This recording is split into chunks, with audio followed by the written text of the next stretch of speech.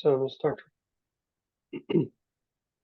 So the last time we sort of quickly went through how to filter the universities and how to sort of categorize them into three main groups.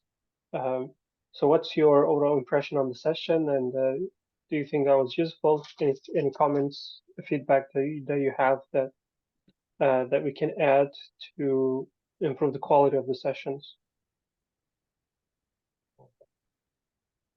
Well, from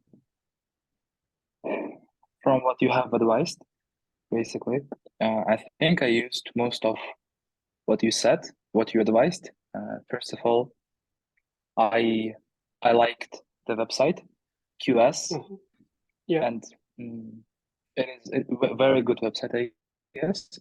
Very informative and reliable. So I was using QS all the time because I started using QS and I got used to QS, and then I didn't want to go to THE or whatever the second website was. So basically, and then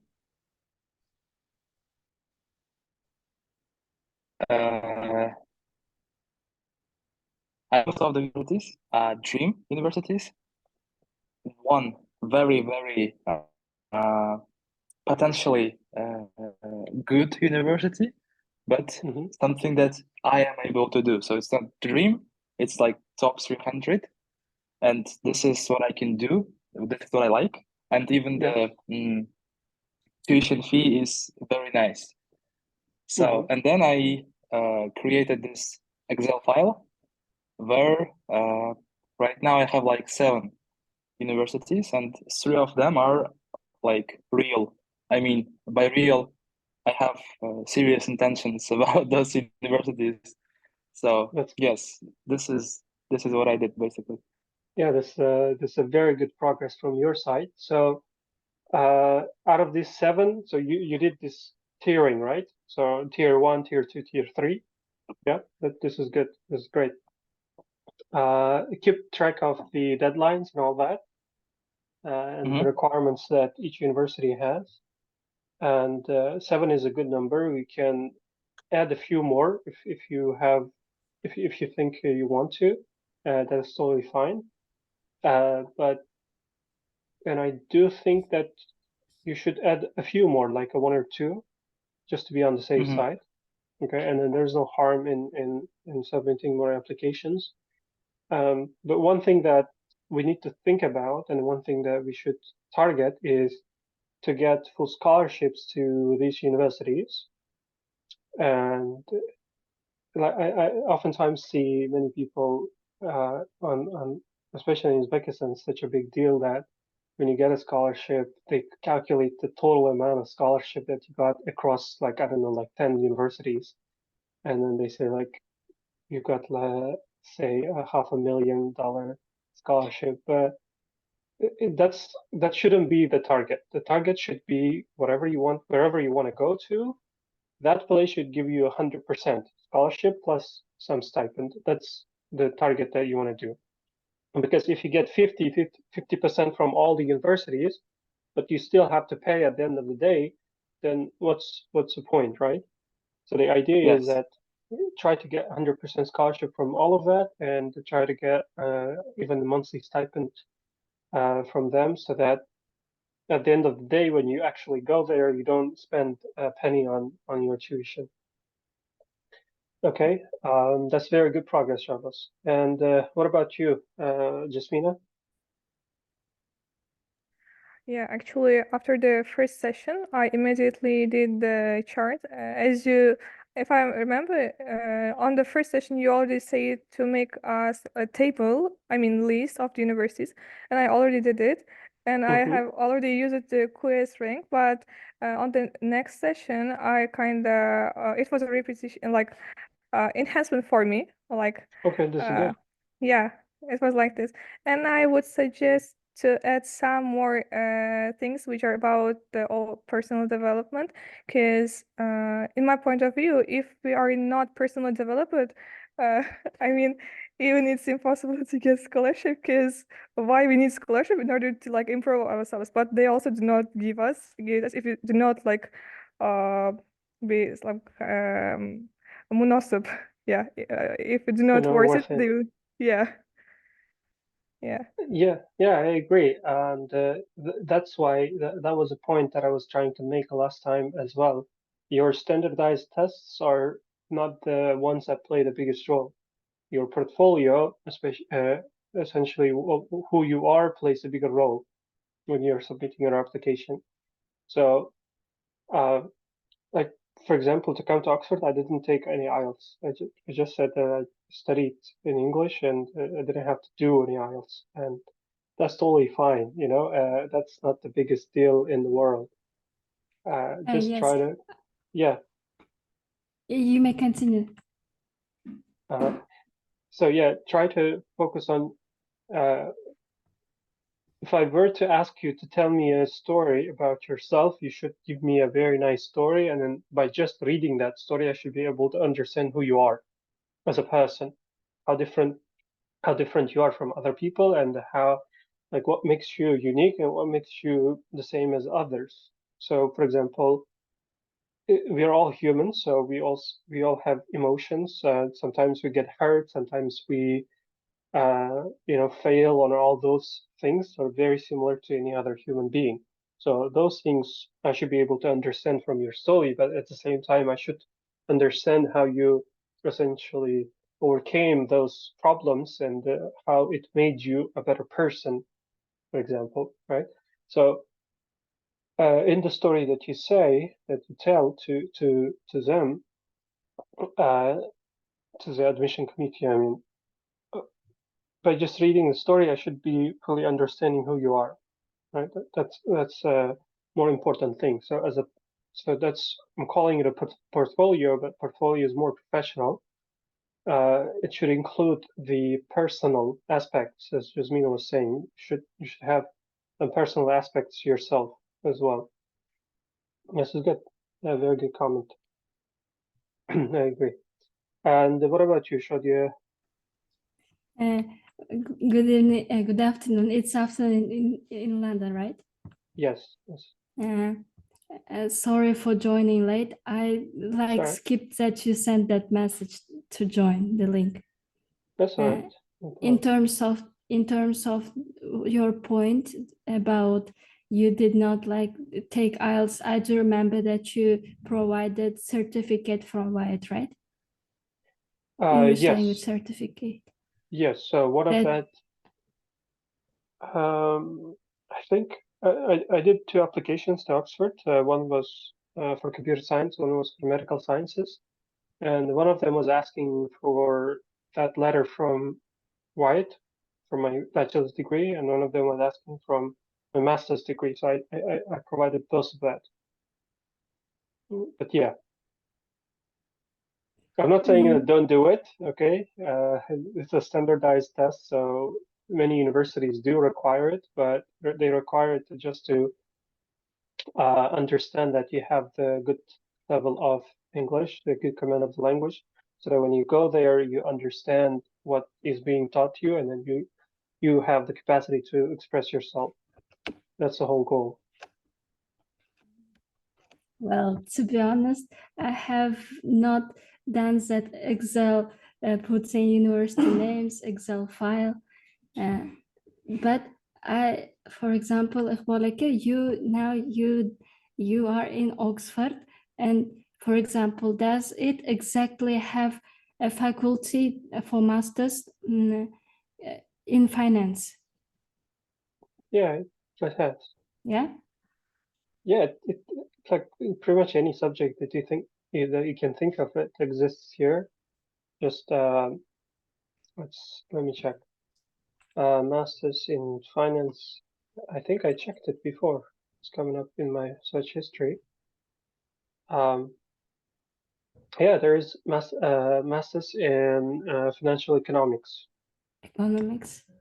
Yeah, financial economics. Then this means I should also have knowledge from economics, right? In order to continue in this master's degree. I mean, there's so much overlap. In order not to be like penal qomasligi uchun ekonomikani bilishim kerakmi demak hozir magistraturage? I mean, you think about it, so there's so much overlap between finance and economics. Mm-hmm. So finance is essentially a tool that's used. Sorry, finance is economics. It's a tool that's used to in economics. So therefore, there is much emphasis on that. And there is, for example, Masters of Science in Law and Finance. There is Masters of Science in Mathematical and Computational Finance. Those are the 3 subjects that's coming up that you can look into. So, and accounting and finance is another one that's coming up, I think.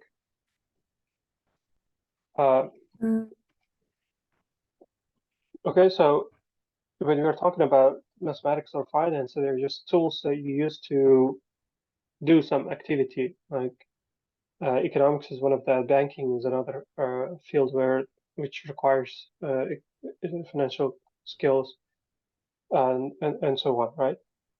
Politics is another one, and so on. But if you want pure like masters in finance and nothing else, there should be some other universities that provide exactly that thing. But again, like when you go there and study that, I'm sure that you will pick a subject, at least one subject in economics, at least one subject in banking, and something like this. Well, why I was interested in Oxford, to be honest, is the reason is because I really liked the movie Harry Potter. I read all the books indeed, actually. So that's why I want to, as the film is o'sha universitetda olinganligi uchun juda bir qiziqaman. As you have said, like we have to first have dream university, then yes, about this. My first dream university is like I'm planning about Oxford, but since you said economics also is included, I'm now somehow confused because I don't have very well knowledge in economics. But you have quite a lot of time. You're just doing your 2nd year, and you still have 2 more years to pick it up and to continue on that. And that's the benefit of the University of WIUT. You can pick any subject that you like to study, and that goes back to you and to Jasmina's point on what you like to study. So this is a perfect playground for you to experiment with different subjects, and you can pick it as a credit subject, but you can also just audit the courses. You can just go into any other class that you think was interesting for you, and then you can just ask the professor, I'm not taking this course, can I sit in your class? I'm interested in the subject. And I'm sure they will say more than welcome, because I did that several times. Like I did some courses in full, some courses partially, just to find out what I like to do.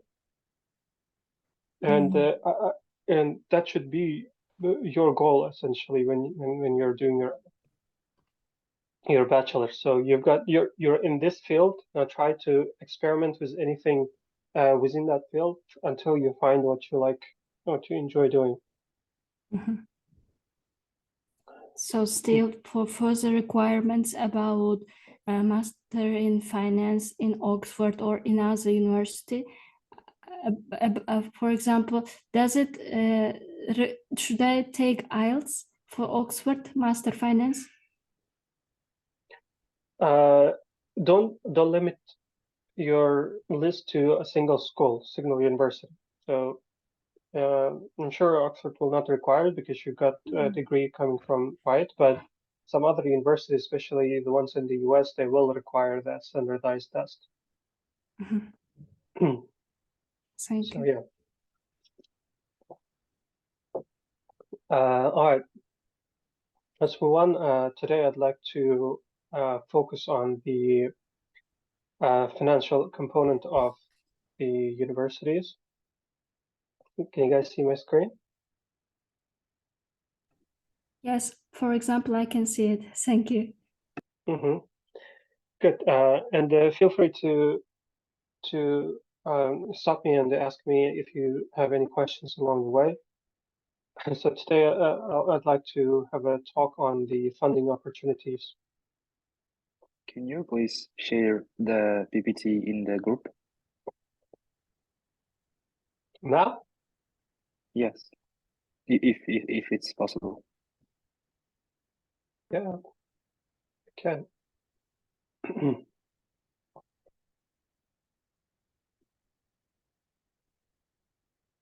Thank you. Iqbal, can I ask you one personal question? Yeah. For example, today in Uzbekistan, it's Baraat Kechasi. Okay. And is it the same in London? Yeah, perfect. Yeah. Because in Islam, we rely mostly on the lunar calendar. So lunar calendars sometimes differs by a day, but most of the time it's just the same. Mm-hmm. Clear, thank you. Mm-hmm. So today I'd like to I'd like to discuss the funding opportunities that you guys might find quite interesting. I think any student from Uzbekistan would be interested in the funding opportunities, and it is necessary that we look into this aspect of your master's application, because I understand that some people might have the capacity to pay, but most of the population do not have the capacity to pay, especially if you're talking about subjects like MBA in top universities that costs so much, like way too much, because it's essentially a money-making business there, so they need to get money from you. Anyway, today I'll quickly go through the stories that I have had for my bachelor's, my master's, and my PhD, and the funding stories that I've had. And I'll move on to how you can investigate the funding opportunities for yourself for your master's degrees. And I'll briefly touch upon the PhD studies funding, but I guess that's not quite interesting for you, so it's more on the master's, but I'll be quick touch on the PhD. And then finally, there's another foundation within Uzbekistan that provides a great opportunity to students, which I think is a very nice support by the government that you guys can consider. Now, my bachelor's, I get for my bachelor's, I get the funding from WIUT. You guys already know how it works and all that. So you apply to the university. If you are in the top, at the time it was 20 for non-Tashkent people from not Tashkent essentially, and 10 places for people from Tashkent. So it was like 30 places. I think it's mixed right now. It's for everyone, I think. So essentially, you compete to be in the top 30 places, and if you are, you get full fund from the university. So that full fund basically means that they do not charge any tuition fees for you, and then there's nothing else that's provided by the university. So it is, as far as I understand, it is a government rule that the WIUT should allow top 30 students to be studying there for free. So for my bachelor's, that's what I got, and that's how I completed my 4 years at WIUT.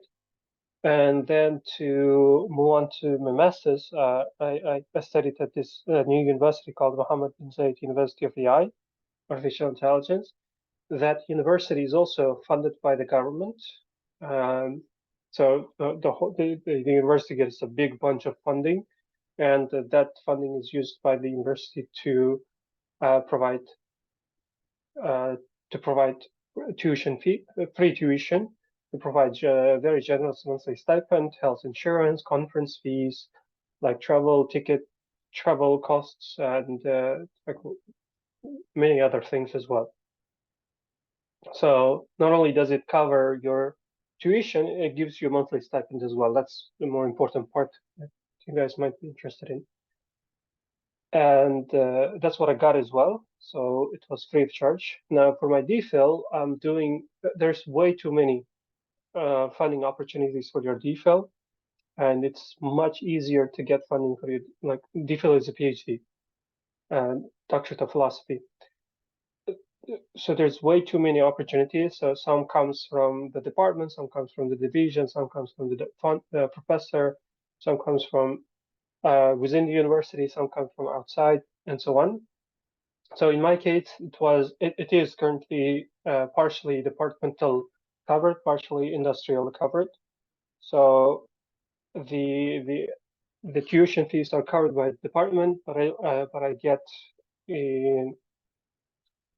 get my monthly stipend from the industry. Okay, so it's an industrial fellowship, so I get tuition fees covered and I get my monthly salary. Can I move on? Any questions on this? What does industrial funding means? Oh, that's a good question. So what happens is industry is there's academia that has a life of a university where you're a professor, you're doing research and all that, and then there's a company. Different types of companies. It can be startup companies as small as that, or it can be corporations as big as like Google and Microsoft and Apple. Right, that part is industry. So industry is about commercializing the products and selling to customers and then earning money out of that. Right, all the big companies, all the small companies, anything goes into the industry. So what happens is industries contact the universities and then they say, we have got this project, but we do not want to hire a specialist to this project and pay them a crazy amount of money. Instead, we want to hire the cheapest paid specialists, so-called PhDs. They pay a very little amount of money because PhDs are happy to be getting that money, and so they make a contract. The company and the university makes a contract. So the company pays some sort of salary to the university, so that amount of money to the university, and the university pays that as a stipend to the student. So whatever the research they do, whatever project that PhD student is doing, that eventually goes to the company, and the company will be able to commercialize it. So the IP rights will go to the company, intellectual property rights will go to the company. Well, you're a lawyer, so you know what's IP. So that's the case. Okay. All right. So moving on to funding your masters. So the funding can come from within the university. So as we call internal funding, it can come from externally. It can come externally as well. So internally, most of the funding comes from the university in the form of a scholarship, like in the case of Westminster. Okay, the university provides funding, so it is a scholarship by the university. And very good examples can come from the Middle East, and you guys can also consider that as one of the options because they provide mostly full fund and they provide monthly stipend as well. So in the Middle East, because they have a lot of money, they bring big names, and in order to attract more talent, they provide all that free education. So, for example, this university where I studied at, although it's a new university, it's not well known. There are other universities in the Middle East. For example, in the UAE, there's NYU, New York University. There's a campus in Abu Dhabi, so it's called NYU Abu Dhabi. So if you get accepted there, you get full fund, you get full scholarship from them. There is Carnegie. So in the UAE, I think there's that, and then there's University of Birmingham in Dubai. They also provide full fund if you get accepted, and there is a couple more. But I know that there's a few more options in Qatar as well. In Qatar, there is Cornell, the medical school of Cornell, as far as I remember. There is, let me check. No, I don't quite remember. So I'll share my whole screen so you guys can see the Google share as well. Qatar universities in the education city. So they have a place called Education City. So you see, they have Georgetown University in Qatar, which is one of the top universities. As a matter of fact, you guys can do it, do a search on that. It's one of the top universities. It's in the top 100 or 300. There's Northwestern. It's also one of the top universities. Texas A&M is also one of the top universities. Carnegie's Medical College is also there. They have, what else? Virginia Commonwealth. I'm not sure about how good a university this is. This is also Paris University. It's also a decent university. You guys can consider those as possible or potential options for you in the top 300 as backup options, as they provide full fund. So UAE international universities. Let's do that. So they have this NYU, which is a very nice university that you guys can consider. American University of Sharjah is also there. It's not that one. London Business School is there. University of Bradenton is there. What else? I don't know about the others. And I mean, in terms of ranking, how good they are. And I think that's all. In the UAE, there's not much. But if you consider the Middle East, they provide very good funding opportunities. So let's move on. Now, in terms of, yeah. Middle East, basically, those universities are, they work as WIUT, like they are accredited universities or of those American or UK-based universities. So what you get, the degree, it's gonna be the same, basically. Very much like, so yeah, very similar. You can consider it exactly the same concept.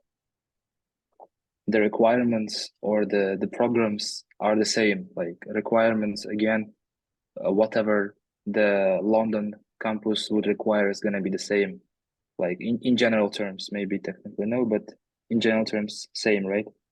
Yes, so admission requirements will be the same and the graduation requirements will be the same. You know, like degree completion requirements will be the same. Like I know more about NYU specifically for the PhD program. So in the US, PhD lasts for generally 5 to 6 years. So in NYU Abu Dhabi, what happens is you study for 2 years, you take courses. In the UK, that you don't take courses. In the US, you do take courses.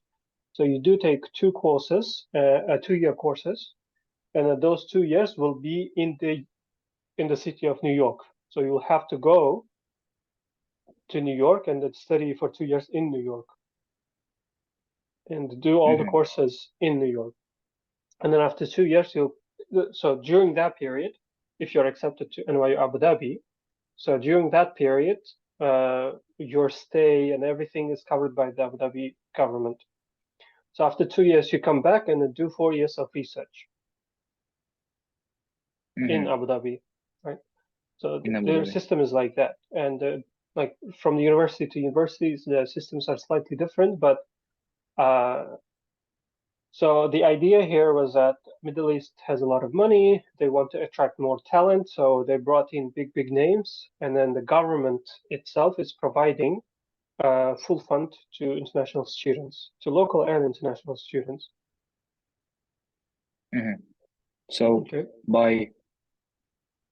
so they provide money and they want to attract talent. However, they don't basically require an employment from you after your studies are gonna end. Basically, you're free to go. Yes, you're free to go. You're free to do whatever you want. Okay. But you said 2 years of research. Oh, no, that's part of your PhD. Like, you have to do your research. This is part of your PhD. This is part of your degree. It's like, this is what I'm doing right now as well, anyway. Okay. It's a PhD program that I'm talking about. I'm not sure about the master's program and all that. So better that you guys check it out yourselves. And the next one is about the US universities and the US or UK universities. Pretty much the same. It's generally a bit hard to get scholarships for masters. It's generally a bit hard to get scholarship by the university for the master's degrees, especially in the US and in the UK. So what you do is, for example, you go to MIT, not MIT, MIT is in, so let's go to Stanford, right? And master's in, check finance. No, finance is part of the business department. I don't like business department. Let's just go for computer science. I know more about it. So you come to computer science. So as you can see immediately, there's tuition fees. You can check the tuition fees, and the approximate cost is per unit almost 1,500. And you have to check how many units you have to earn. For example, you must earn 45 units of credit within 5 years of your start date to be awarded master's degree, right? So you compute 45 times this number to get the full tuition, essentially, tuition fee. And anytime you come to the tuition section, tuition fees section, there's additional required fees and the military benefits. That does not apply to us, military benefits, because we're not US citizens. And the financial aid part. So this is where you should sort of pay attention and go through for every single university, for every single department that you're applying to. Okay, what else? Yeah, so let's go. So there's frequently asked questions. No.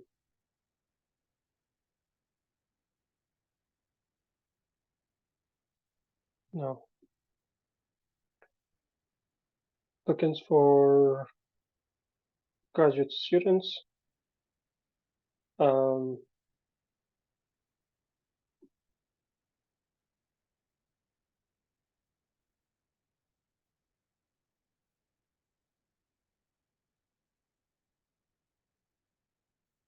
Where is it?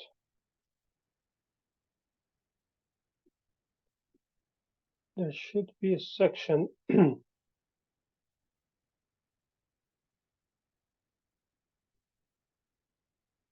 This is more, yeah. How do I apply for financial aid, right? To be considered for educational loans, you need to complete the following form every year. So this is FAFSA, this is a US thing, you cannot get it. US residents can get it. And graduate student loan, this is also, you need to be a resident or you need to have someone supporting you in order to get the loan. This is just a loan from a bank that, for which you have to pay with an interest.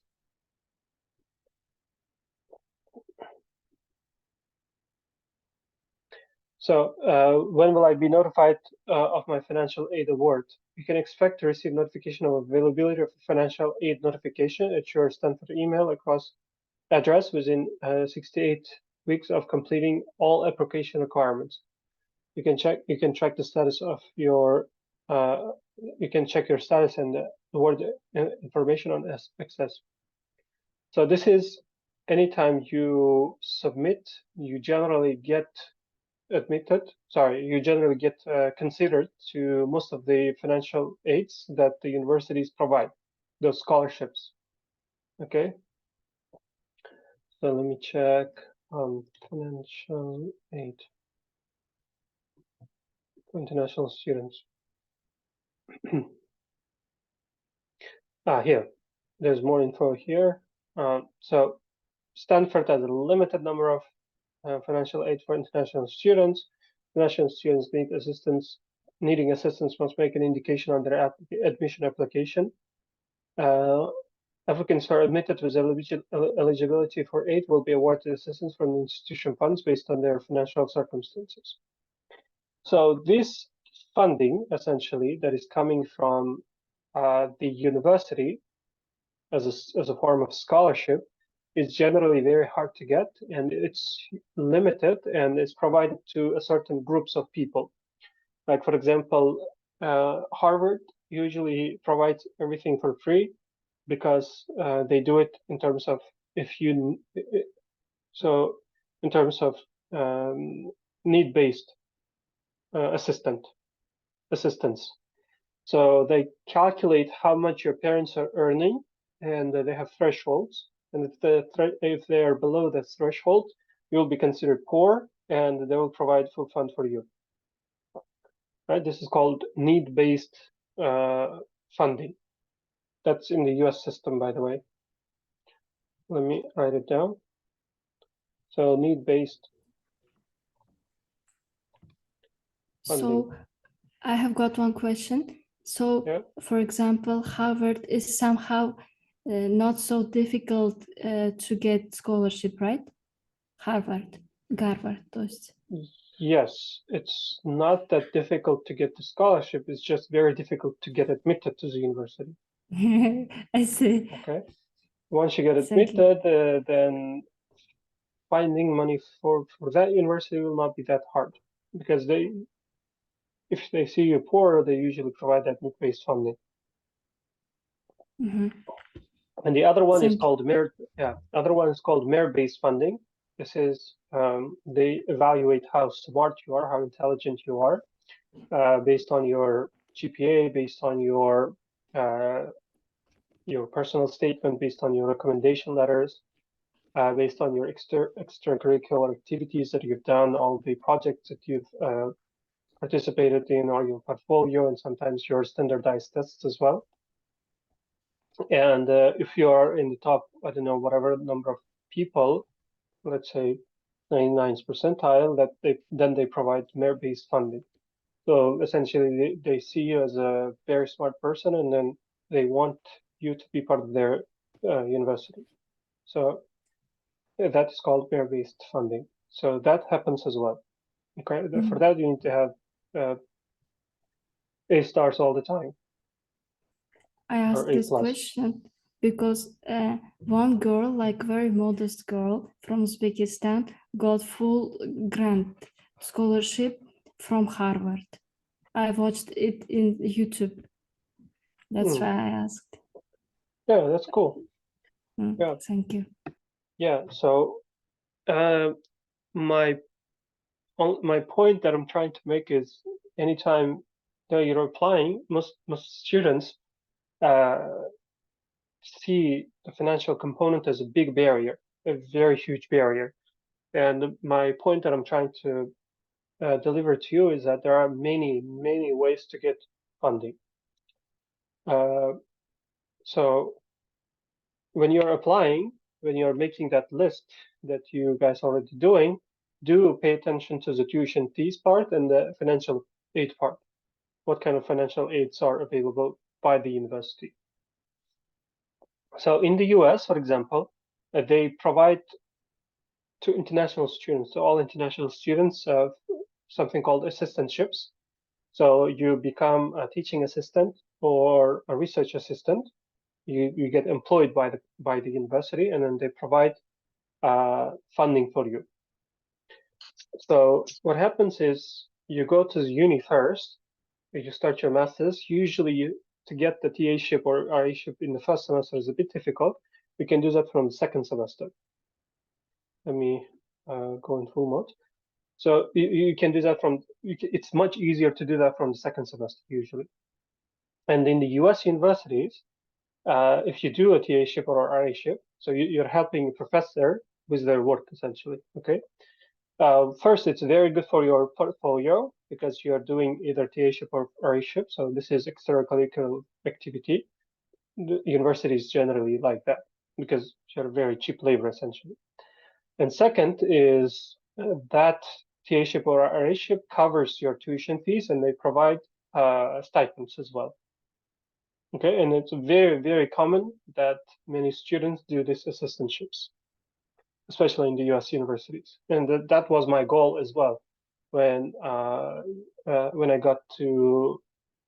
was thinking of going to the US for a master's and I didn't have any scholarship by the university. I was thinking I'll do assistantship and I'll cover myself. And that was totally feasible. Okay, I was seeing that as a feasible choice. And very, very rarely, the professor would like to get you into their team and then they provide you funding. This is very rare. This usually happens at the PhD level because master's students are not there yet in terms of, helping and contributing to the professor's team. So very rarely they agree to fund master's students. So this is all internal. Internal meaning the money is coming from the university. We're all clear? Any questions on this?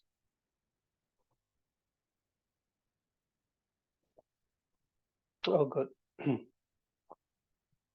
And so there are external funds as well. So many universities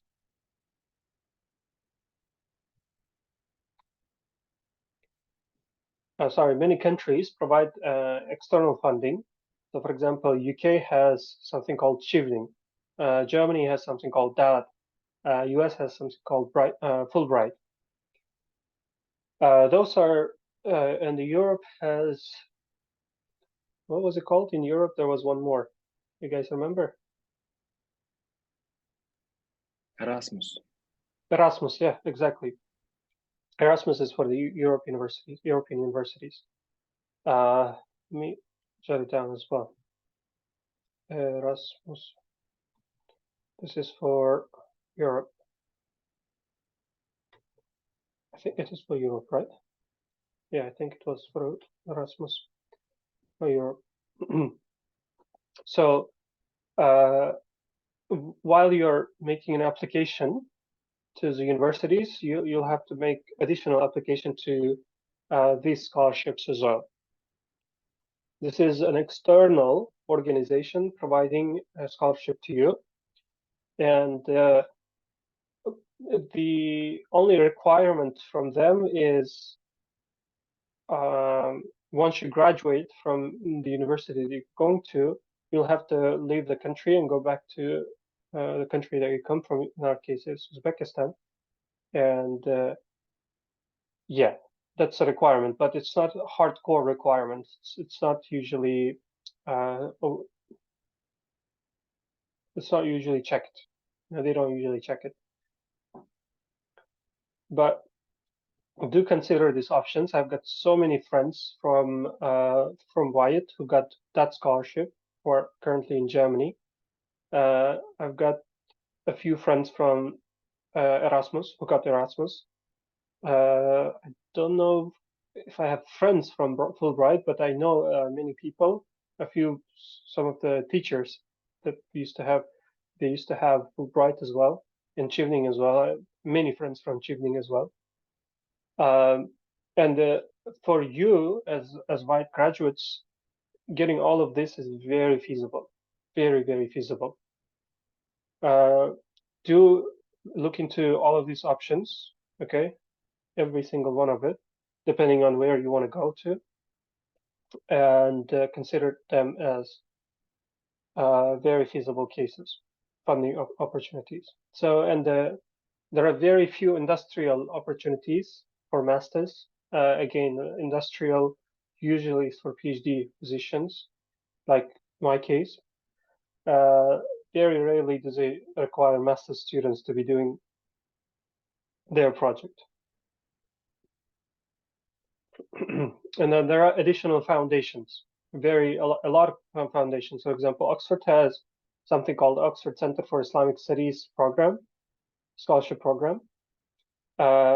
So while you're making the application, in the Oxford portal, so you can check which, they will give you a whole list, and for each program, it is external foundations, funding foundations. For each possible foundation, you'll have to check and see if they require additional application along with your application to the university. You'll have to check if they require additional application and if you're actually eligible for it. So, for example, Oxford Center for Islamic Studies, it is eligible, like Uzbekistan is eligible for this. And while you're applying, you'll have to submit additional application. Okay, and there is a lot more. This is just one sample. So in the US, I know there is Bill Gates and Bill and Melinda Gates Foundation. They provide funding as well. But I think they have, I don't think they're eligible for it. So for this kind of external foundations, the universities will provide in this financial aid section that we have just seen at Stanford. So they will have this kind of section, external funding, and you'll have to go through them and check if you are eligible for that. Okay.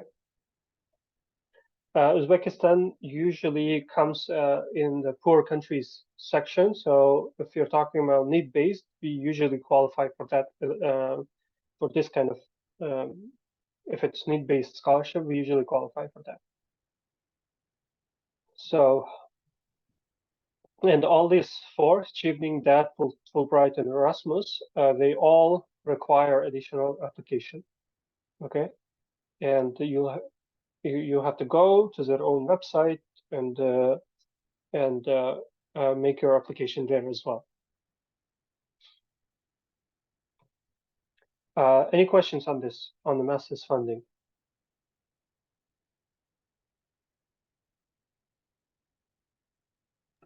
No questions, I guess. Okay, cool. So as you can see, there's so many options to, and that I'm like, this is what I can remember as of now, and probably there's a lot more that I'm not considering at this point. So my point is, try to investigate this financial aid component of your application wherever you're applying, and investigate what opportunities exist outside this list that we have. Okay. For PhD, it's much easier to get the funding because PhD is considered as a full-time position.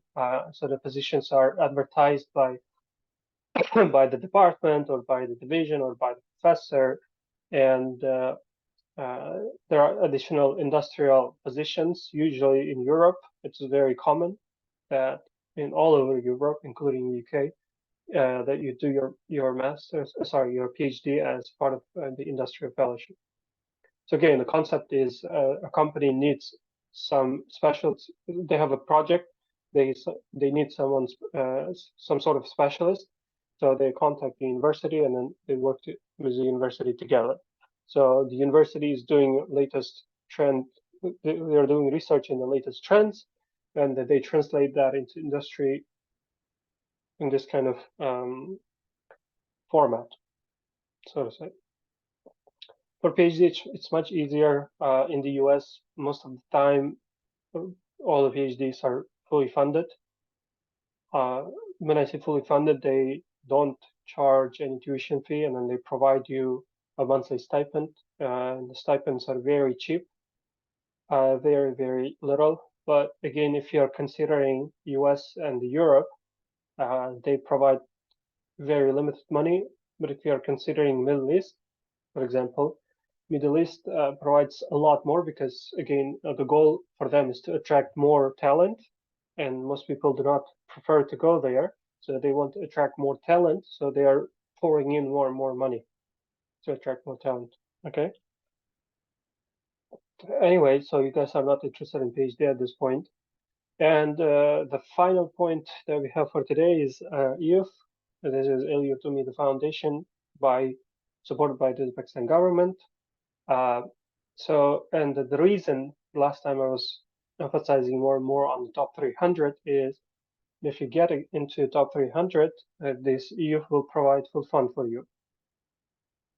So the only requirement they have is you have to be in top 300 overall, according to QS or THE, or what it has to be in 100 within a certain subject.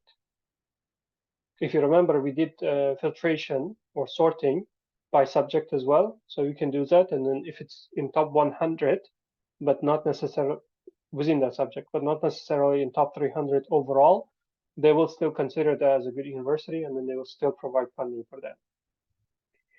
So as far as I remember, they take the QS and THE, but on top of that, I think they consider the US ranking and the Shanghai or something like this ranking they have. So, but just focus on the QS and THE, you're good to go. So this funding covers pretty much everything. That's the best part of it. So it covers your tuition, it covers your travel costs, visa fees, monthly stipend, conference fees, a lot more that you can think of. So you will not have to care one bit about your studies.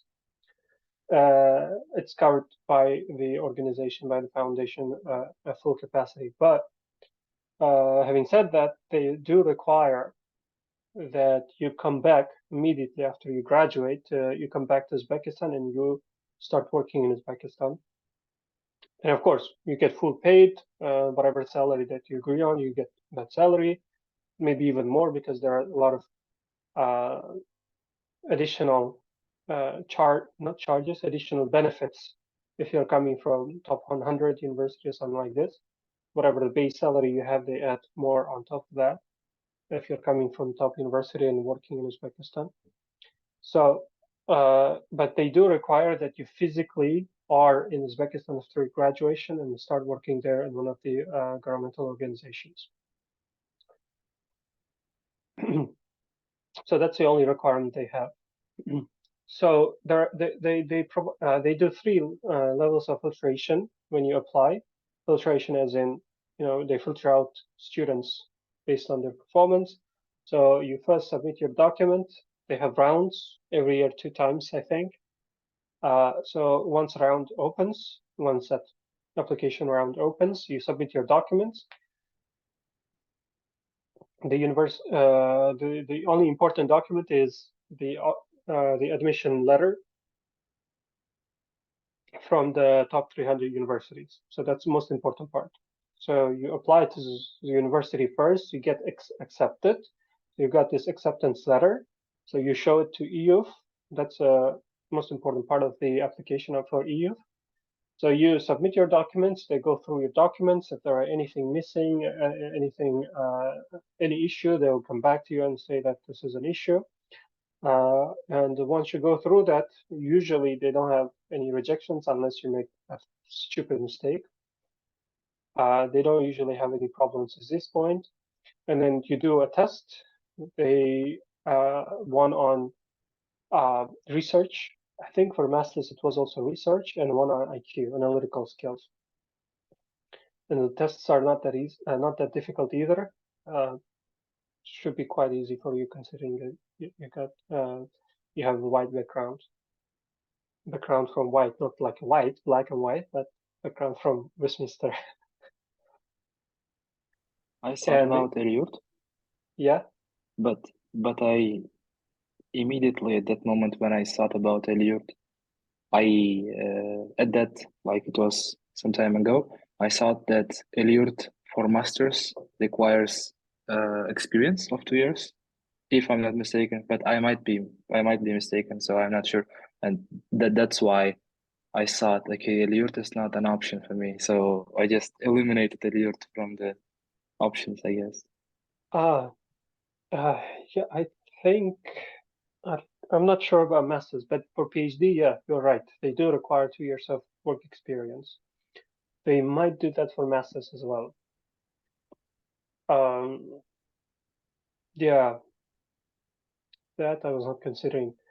Yes, you're right. So you guys can check it. If they do, Yes. then it's not good news because you'll have to gain experience first before you apply to university.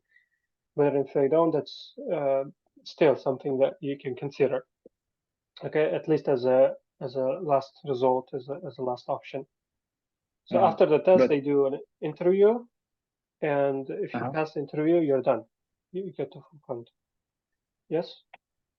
For bachelors, I think they, if you get into top 300 for bachelors, so they don't require experience for bachelor's degree, and you should be, your age should be up to 25 years old, meaning that still there is a chance for a second bachelor, so if it's possible.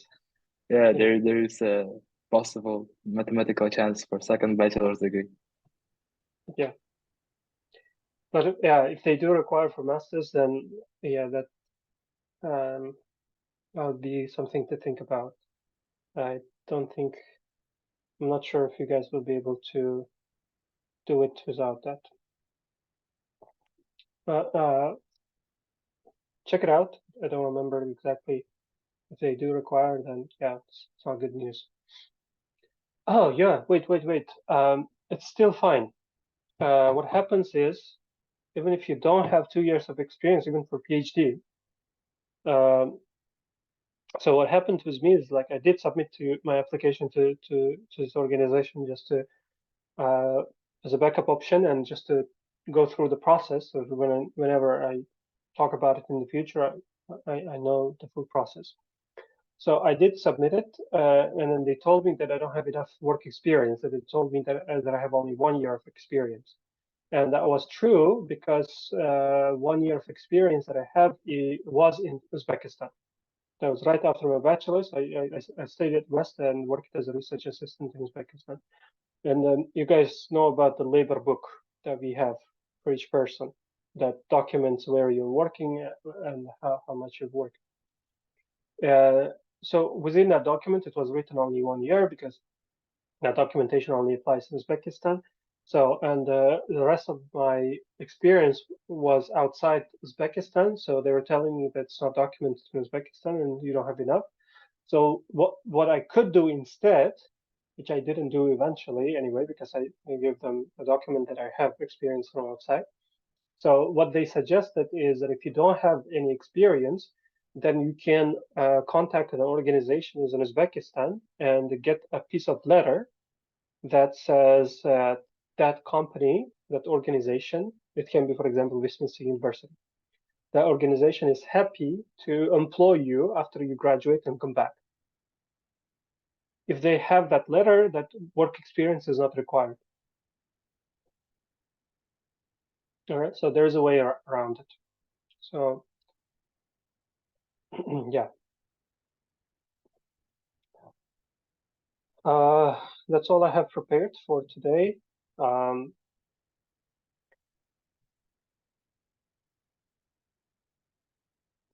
you have any questions about it, about funding and all that, feel free to ask. Thank you very much for all this information. Thank you for your time too.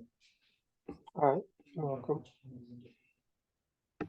Yeah, actually, I fully understood the information about the funding, but here I want to get an advice from about my internship programs, if it's possible. Mm-hmm. Yeah.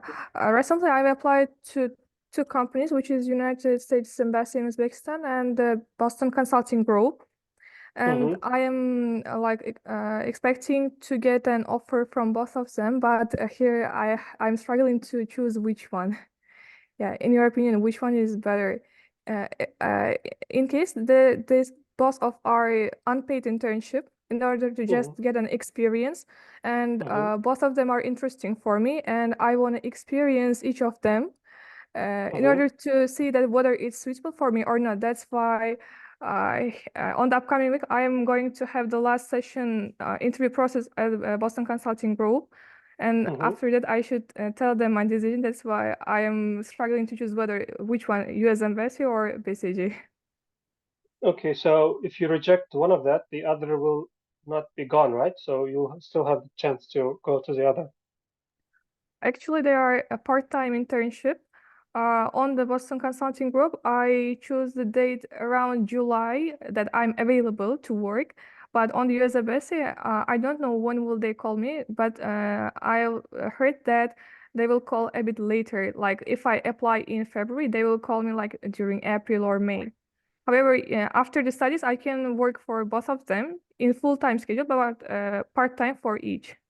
But right now, I'm not sure whether they will accept it or not, whether I will have time or not. That's why I think I should have priority, one of them.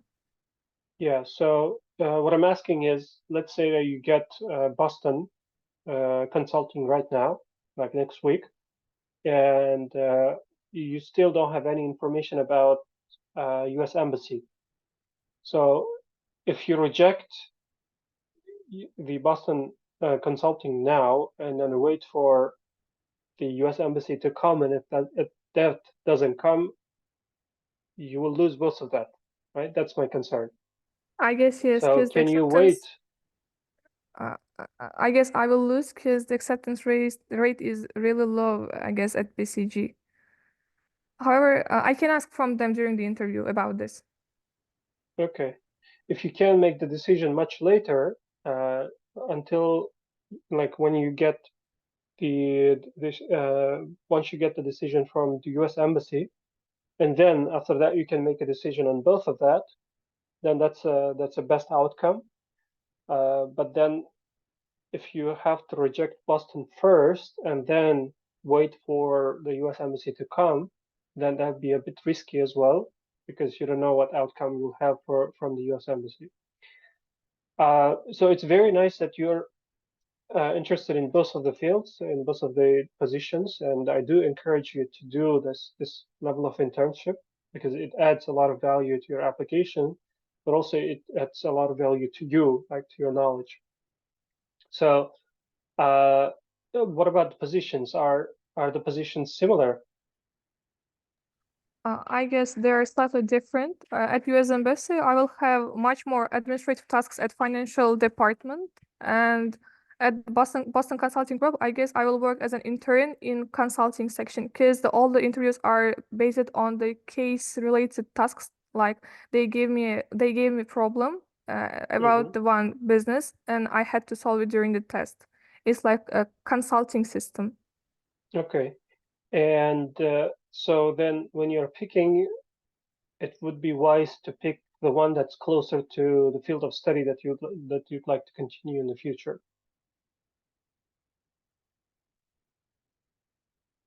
So have you decided to which field of study that you'd like to pursue next? Yeah, whether Islamic economics is fine, economics and finance, or whether economics and data science, but not the finance or economics itself. Just if it's economics field, in that case, it's Islamic, or if it's was not Islamic, in that case, it's really this data science, I guess. No, that's very nice. Then do consider, like it's a bit out of topic, but do consider the University of Oslo in Norway. They've got economics department and they've got data science department as well. It's a very nice university. It's in top 30 in the field of economics in the world, and they provide full fund. If you get accepted, the university will provide you scholarship, no tuition fees, and they don't provide you any stipend, but they don't charge you anything as well. So it's a good option to consider that. Now, coming back to the positions, it seems like the US Embassy is in, even though it's in the administrative stuff, you'll be in the financial department. So both in terms of the brand name and the department, it's closer to you, to your future work. Like I would suggest that one. But then if you lose Boston Consulting while you're waiting for the US Embassy, that's a bit risky.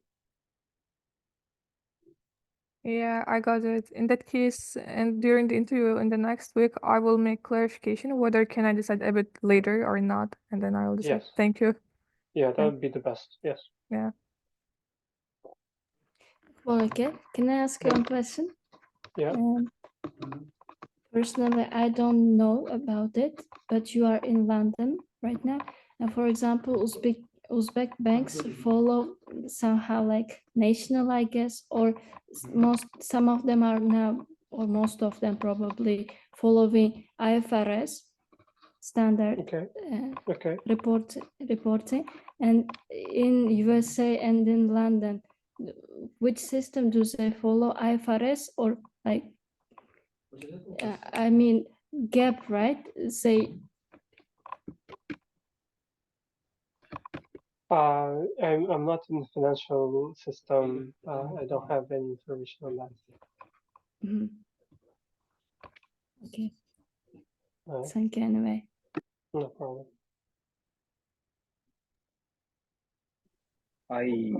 I would like to ask one question as well. So basically, I think I will continue with my list, and some of the universities, they have their website, and you open account and you put all your information. Yes. And only one thing left for like a couple of universities, and I should finalize those applications. And this thing left, as you might guess, is personal statement. Yeah. That I am really struggling with. So I'm having those struggles with personal statement because it's something like creative. It's something, as you said, a story about myself, and it's a chance to explain, to show me as a person, my personality. Yeah. But it's really hard to show on the paper, like a couple of pages. Is it okay if, since the personal statement is a general stuff, and anybody else like from academia or from the person of not my field can understand the personal statement, is it okay if I can share it with you, so you would give me your feedback about what I wrote and what can be possibly changed? Yes, I do encourage you. Yeah, did you have some? Go ahead. No, please. Okay, thank you. For example, like, did you have any volunteering experience? We could also provide it in this section, right? Okay. Volunteering. Yes. Any volunteering experience you have? Some at university events. That's privilege. You